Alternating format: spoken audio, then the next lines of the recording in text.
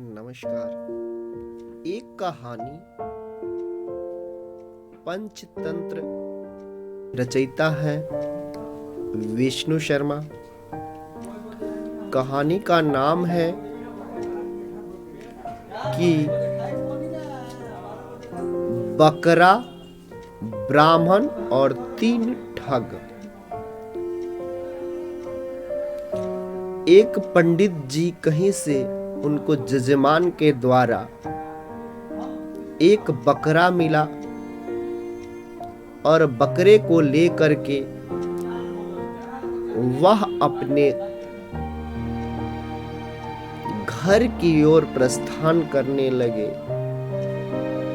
सुनसान रास्ते की वजह से उन्हें एक और रास्ता पता था, जो सुबह वो चले तो शाम तक पहुंच जाते।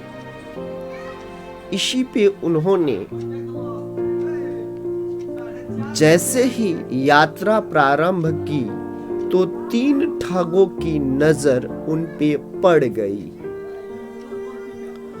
और ठग ने रणनीति बनाई कि इस बकरे को हमें किसी भी कंडीशन में पंडित जी से ले लेनी है।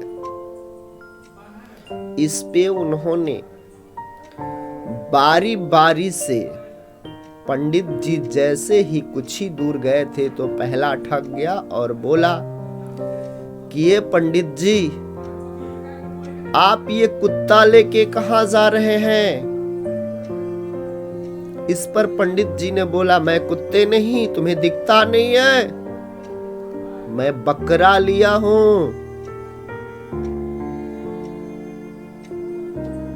फिर कुछ दूर चलते हैं तो दूसरा ठग आता है, बोलता है कि ये पंडित जी, आप ये बछड़ा लेके कहां जा रहे हैं? पंडित जी फिर कंफ्यूज हो जाते हैं और फिर बोलते हैं कि तुम्हें दिखता नहीं, मैं बकरा लेके जा रहा हूं। कुछ दूर और जाते हैं तब तीसरा ठग और मास्टरमाइंड वहां मिलता है। वो बोलता है कि पंडित जी, ये क्या लेके जा रहे हैं? ये कुत्ता है क्या?